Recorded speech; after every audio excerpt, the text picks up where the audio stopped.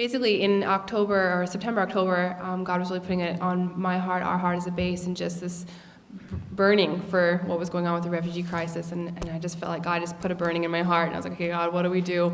And then in October, we had an intercession time as a base, and we was like, okay, let's just wait on the Lord, do the steps of intercession, and just really pray for this crisis. And so we did. It was an incredible time of prayer. It finished, and then afterwards, one of our staff came up to me and was like, Leah, I feel like we need to go. Like, we just need to go and go help. Go to Greece, go to Lesbos, and just go help. And I was like, okay, let me see what I can do. And so I called our base leader, Dan, who wasn't there at the time, and I was like, Dan, what do you think about us sending a team over and doing and going? And he's like, you know what? Let's strike while the iron is hot. And I was like, that's a yes, so we're doing this. So then I was like, okay, let's go. And so I arranged a bunch of our staff to go, about 6 of us. Gerard was on that team from our base to go, and we sent them off the next day. We found tickets, and the next day we bought the tickets, and we went. And we was like, go, let's do this. And so went to Lesbos.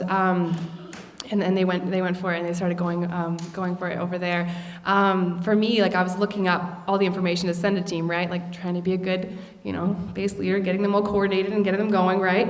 And I was looking up information, okay, who do we have contacts on this island, or where do we have contacts for the refugee crisis with YWAM? So just Googling YWAM, refugee help or whatever, just refugee help, just Googling, just put it out there. And I couldn't find anything, and I just like, there's lots of how to send finances and all these other things, which is great, but just to send a team, what do we do? And all these, and so I couldn't find any information. And so the team left. We eventually found a great contact. They got to the island. It was amazing. But for me, I was still this burning in my heart of, okay, what do we do?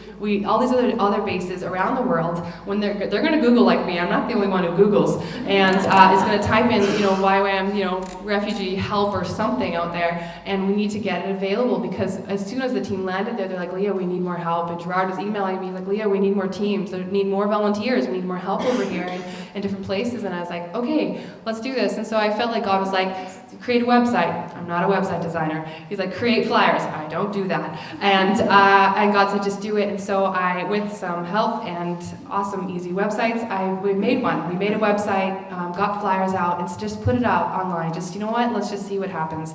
I put it out, and started getting emails back right away, about like, yes, we want to send a team. And we had the Texas team that went, and they emailed us as well. And we had just connections all over the place, and just people saying, yes, let's do this, and let's do this, and we can go. And it's just this incredible, testimony from October, until now, just being able to help coordinate teams and being able to house teams and being able to be a part of things.